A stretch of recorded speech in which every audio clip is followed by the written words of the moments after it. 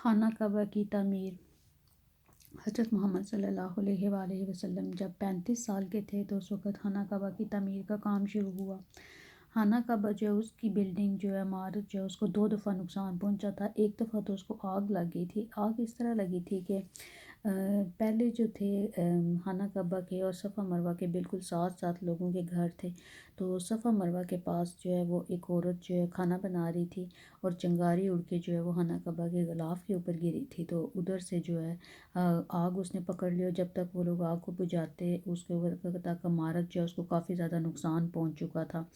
اور اس کے بعد جو ہے سیلاب آیا اور اس کی وجہ سے چھت گر گئی اور دیواریں جو پہلے کمزور تھیں ان میں سے کچھ جو ہے گر گئی اور کچھ تھوڑی جو تھیں وہ اپنی شکل پہ قائم تھیں، جس کی وجہ سے انہوں نے فیصلہ کیا کہ اس کو نیا بنا لیتے ہیں۔ انہی دنوں میں انہوں نے فیصلہ کیا کہ اس کے خانہ کعبہ کو نیا بناتے ہیں، اور ادھر ایک واقعہ ہوا کہ جو روم کا بادشاہ تھا سیزر آف روم، اس نے یمن میں چرچ بنانے کا فیصلہ کیا، چونکہ جو پرشین حکومت تھی وہ آگ پرست تھے اور انہوں نے سارے چرچ گرا دیے تھے، تو پھر جو روم کا بادشاہ تھا اس نے کہا تھا کہ میں اپنے ہرچے کے اوپر جو ہے ادھر ایک بڑا سا چرچ بناؤں گا، تو اس نے دنیا کا بہترین ماربل، بہترین لکڑی اور ساتھ ہی اس نے جو کرافٹ مین تھے، مستری تھے، وہ بھی ساتھ ہی بھیج دیے تھے کام کرنے کے لیے۔ لیکن اللہ کا حکم ایسا ہوا کہ جب وہ جہاز جدہ کے ساحل کی طرف پاس پہنچا تو اللہ تعالیٰ نے تیز ہوائیں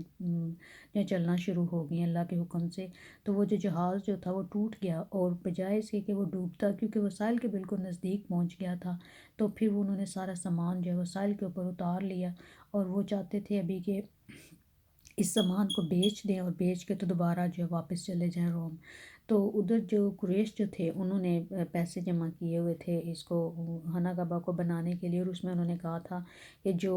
سب لوگ جو ہیں حلال کی کمائی جو ہے وہ اس میں جمع کریں، اس میں کوئی حرام کی کمائی، سود کی کمائی یا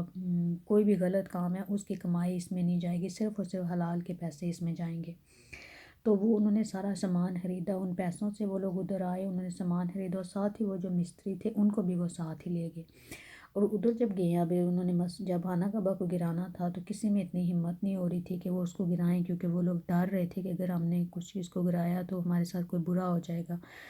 تو پھر اللہ تعالیٰ کے حکم سے ابن اسحاق میں آتا ہے کہ زمزم کے کنویں میں سے ایک سانپ نکلا، اور جب یہ لوگ بلڈنگ کے پاس جاتے تھے تو اس وقت سانپ جو ہے وہ آواز نکالتا تھا، ہس کی جو سانپ کی آواز ہوتی ہے، تو یہ لوگ ڈر جاتے تھے، اور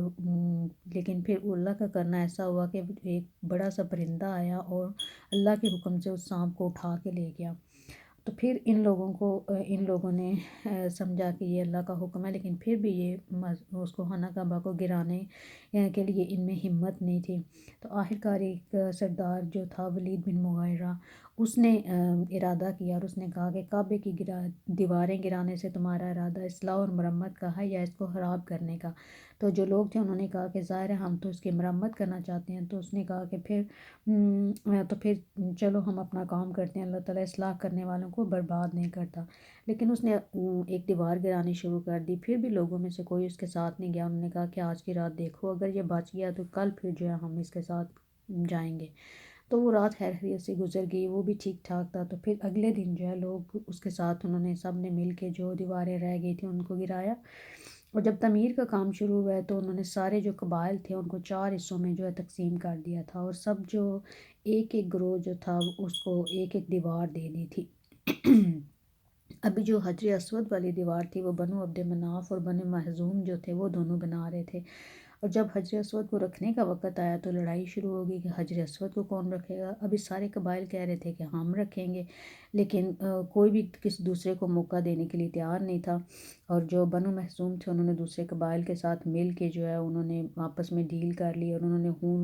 جو اونٹ کا خون ہے اس کو ایک برتن میں جمع کر کے اس میں اپنی انگلیاں ڈبوئیں اور کہا کہ ہم تو جو حجر اسود رکھیں گے اور آخری دم تک لڑیں گے اور ہم کسی کو نہیں رکھنے دیں گے حجر اسود۔ 5 دن تک جو ہے وہ اس کا کام جو ہے وہ رکا رہا تھا بلڈنگ کا، اور پھر 5ویں دن جب یہ لوگ بیت اللہ کی جو عمارت ہے اس میں آئے ہیں تو ایک جو قریش کے جو سب سے زیادہ عمر والے شخص تھے جن کا نام حذیفہ تھا، اور ابو امیہ بن مغیرہ بھی تھا، اس کا نام جو ہے حذیفہ تھا، اس نے جو وہ ام المومنین سیدہ ام سلمہ جو تھی ان کے والد بھی تھے۔ تو انہوں نے کہا کہ اے قریش کے لوگوں، اپنا جھگڑا ختم کرنے کے لیے تم یوں کرو کہ حرم کے صفا نامی دروازے سے جو شخص سب سے پہلے اندر آئے اس سے فیصلہ کروا لو، اور تمہارے درمیان جو وہ فیصلہ کرے اس کو مان لیں۔ سب نے اس بات کو مان لیا۔ ابھی اللہ کی قدرت کے اس دروازے میں سب سے پہلے حضرت محمد صلی اللہ علیہ وآلہ وسلم آئے ہیں۔ ابھی ابن اسحاق میں ہے کہ وہ سب لوگ کہنے لگے یہ تو امین ہیں، یہ تو محمد ہیں، ہم ان پر راضی ہیں۔ جب آپ اندر داخل ہوئے اور آپ نے ساری بات سنی ہے ان کی، تو آپ نے کہا ہے کہ ایک چادر لے کے آؤ۔ ابھی وہ لوگ چادر لے آئے ہیں، آپ نے حجر اسود کو اٹھایا ہے، چادر کے اوپر رکھا ہے، پھر آپ نے ان سب قبائل کو بلایا اور ان کو کہا ہے کہ سب قبائل جو ہیں ان کے سردار ایک ایک کونا جو ہے اس کو پکڑ لیں چادر کا۔ سب نے کونا پکڑا، اس جگہ پہ لے کے آئے جہاں پہ حجر اسود رکھنا تھا۔ تو آپ نے پھر اٹھا کے حجر اسود کو جو ہے اس کی جگہ پہ رکھا ہے۔ جب خانہ کعبہ بنا رہے تھے تو اس میں انہوں نے تھوڑی سی تبدیلیاں بھی کی تھیں۔ ایک تبدیلی انہوں نے یہ کی تھی کہ کیونکہ سامان جو ہے بہت مہنگا تھا، اور انہوں نے اس میں سارے کہا تھا کہ حلال کے پیسے لگانے ہیں، تو ان کے پاس تھوڑے پیسے تھے۔ پھر جو سامان وہ لے کے آئے تھے وہ انہوں نے زیادہ جو ہے وہ بنیادوں میں زیادہ ڈالا تھا تاکہ بنیادیں مضبوط ہو جائیں، تاکہ اگر آئندہ سیلاب آئے یا کچھ آئے تو یہ بنیادیں نہ ہلیں۔ تو اوپر پھر رکھنے کے لیے انہوں نے سمجھا کہ یہ تو ہمارے پاس کم سامان ہے، تو انہوں نے اس کو بجائے ریکٹینگل بنانے کے، جو کہ حضرت ابراہیم علیہ السلام کی بنیادیں تھیں وہ ریکٹینگل تھیں، تو انہوں نے اس کو اسکوائر بنا دیا تھا، یعنی چاروں جو سائڈیں تھیں وہ ایک جیسی بنا دی تھی۔ جو حضرت ابراہیم والا تھا اس میں 2 سائڈ لمبی تھیں اور دو جو تھیں وہ چھوٹی تھیں۔ تو پھر انہوں نے اس کو اسکوائر بنایا، اور دوسرا انہوں نے کیا کیا کہ پہلے جو تھا وہ خانہ کعبہ اتنا اونچا تھا جیسے ایک اونٹ کے اوپر ایک بندہ، اور اتنی اونچائی تھی اس کی، لیکن انہوں نے اس کو کافی زیادہ اونچا کر دیا۔ پھر جو پہلا جو خانہ کعبہ کا دروازہ تھا وہ نیچے تھا، زمین کے اوپر تھا، کوئی بھی اس کے اندر جا سکتا تھا، لیکن انہوں نے اس کو درمیان میں لگا دیا تاکہ ہر ایک بندہ جو ہے وہ اس کے اندر نہ جا سکے۔ چوتھا انہوں نے کیا کہ اس کے اوپر پرنالے لگا دیے تاکہ پانی جو ہے وہ جاتا رہے، پہلے بھی سیلاب کی وجہ سے بلڈنگ کو کافی نقصان پہنچا تھا۔ اور پھر جب حضرت محمد صلی اللہ علیہ وآلہ وسلم 20 سال کے بعد جب مکہ فتح ہوا ہے تو آپ مکہ میں آئے ہیں، تو یہ حدیث صحیح بخاری میں ہے کہ آپ نے حضرت عائشہ سے کہا کہ عائشہ لوگ نئے نئے مسلمان ہوئے ہیں، ورنہ میرا دل چاہتا ہے کہ میں اس کعبہ کو گرا کے تو جو دوبارہ جو حضرت ابراہیم نے بنیادیں رکھی تھی ان بنیادوں کے اوپر خانہ کعبہ کو بناؤں، اور اس کا دروازہ بھی میں نیچے کر دوں۔ لیکن پھر ساتھ ہی آپ نے کہا کہ میں ایسا نہیں کروں گا۔ اور پھر جب بنو امیہ کا دور تھا تو اس وقت جو عبداللہ بن زبیر تھے انہوں نے مکہ میں جب اپنی حکومت کی ہے، اور انہوں نے جب یہ حدیث سنی ہے ان تک پہنچی ہے، تو انہوں نے خانہ کعبہ کو گرایا ہے، اور انہیں جو ابراہیمی بنیادیں تھیں ان کے اوپر آپ نے خانہ کعبہ کو بنایا ہے۔ اس کو جو اتنا ہی اونچا رکھا ہے جتنا پہلے تھا، اور دروازہ بھی نیچے کیا ہے، اور اس کو ریکٹینگل شکل پہ بنایا تھا۔ لیکن جب حجاج بن یوسف نے عبداللہ بن زبیر کے اوپر حملہ کیا ہے اور تو اس نے خانہ کعبہ کو گرایا ہے، اس نے اس کو منجیق سے گرایا تھا، یعنی اس کے اوپر پتھر مارے تھے اور اس کے اوپر اس کو گرایا تھا، اور پھر اس نے حضرت عبداللہ بن زبیر کو پکڑا تھا اور آپ کو خانہ کعبہ کے سامنے اس نے جو ہے وہ شہید کیا تھا۔ اور پھر اس نے دوبارہ جو ہے خانہ کعبہ کو اسی طرح بنا دی جیسے ایام جاہلیت میں اسکوائر شکل کا بنایا تھا، دروازہ بھی درمیان میں، اور زیادہ اونچا کر دیا تھا کیونکہ وہ حضرت عبداللہ بن زبیر کو پسند نہیں کرتا تھا، تو اس لیے جو انہوں نے جو بنایا تھا اس نے ان کو ختم کر کے ان کے بنائے ہوئے کو تو دوبارہ سے اس کو جو پرانے طرز کا بنا دیا۔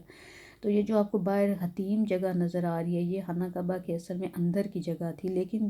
کیونکہ ان کے پاس پیسے نہیں تھے تو انہوں نے پھر اس جگہ کو چھوڑ دیا تھا، اور اس کے باہر لوہے کا جنگلہ لگا کے تو اس کو کر دیا تھا، لیکن اصل میں یہ خانہ کعبہ کے اندر کا حصہ تھا۔ تو پھر جب امام مالک کا دور آیا تو اس وقت کا جو خلیفہ تھا اس نے کہا تھا کہ اگر آپ کہیں تو میں اس کو گرا کے تو ابراہیمی بنیادوں کے اوپر بنا دیتے ہیں۔ تو امام مالک نے کہا تھا کہ میں کعبہ کو کھلونا نہیں بنانا چاہتا، کہ جو بھی بادشاہ آئے وہ اس کو اپنے طریقے پر بنائے۔ تو آپ نے کہا کہ اس کو بھی ایسے ہی رہنے دو۔ یہ ابھی جو ہمارے سامنے خانہ کعبہ ہے یہ حجاج بن یوسف کا بنایا ہوا ہے، اور یہ ہم مسلمانوں کے لیے ایک یونٹی ہے، ایک یونٹی کی جگہ ہے کہ اللہ تعالیٰ جو ہے وہ ہماری اس یونٹی کو قائم رکھے۔ آمین۔